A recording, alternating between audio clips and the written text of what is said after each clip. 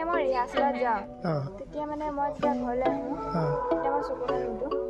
মোৰ চকুত কৃষ্ণ নাচি থাকে এইটো মই মাক কৈছোঁ যে মোৰ এইটো কিয় হয় তই নাচি থাক যে নাচি নাচি এনেকুৱা হয়েই নাচটো আহি থাকে আৰু চকুত কিন্তু মায়ে কোৱাটো ভুল আছে নহয় মই নিজে নাথাকোঁ মই নিজে নাথাকোঁ দেখিছোঁ কিন্তু সপোনত কাৰণ মই ৰিহাৰ্চেল কৰি আহিছোঁ মোৰটোহে মই দেখিছোঁ কিন্তু মই একদম ড্ৰেছত মোৰ চকুত কৃষ্ণ নাচি থাকে কাপোৰ পিন্ধাতহে মই এইটো গান লাগিছে কাবাক জানো ৰছী দিয়ে মন্ত্ৰ দিয়ে জানো নিদিয়ে তেওঁ শক্তিহে দিয়ে তেওঁ নিশ্চয় শক্তি দিব সকলোকে মই আহিছোঁ শক্তি দিম আৰু 10 বছৰৰ কাৰণে চকু নিদিম তাৰপিছত আকৌ দেখা মোবাইলতে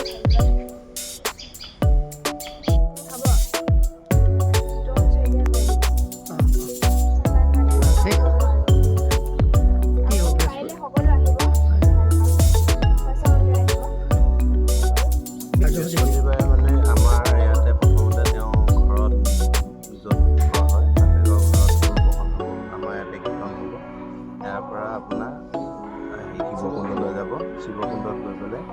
তেওঁ নাম প্ৰসংগ হ'ব তাতে তেওঁ যিখিনি কৰিব দিছে আমি কৰিম বুলি ভাবিছোঁ আৰু বাগীয়া ৰাইজকো মাতিছে চবকে মাতিছে খালি এটাই কথা বাৰাগতি কৈ আছে প্ৰকৃত সঁচা অন্তৰে সঁচা মনেহে আহিব দিছে আৰু বেয়া মন থাকিলে আহিব দিয়া নাই বেয়া ভাৱ থাকিলে আহিব দিয়া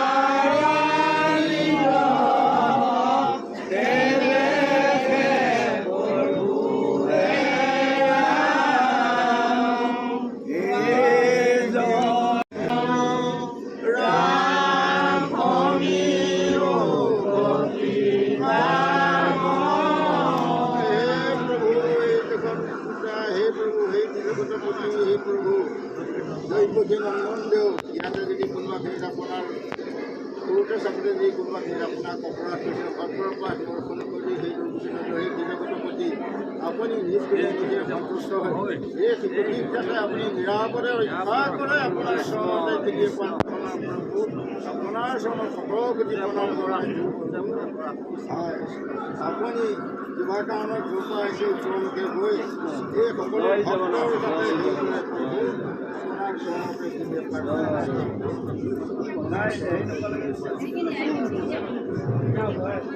ৰাজা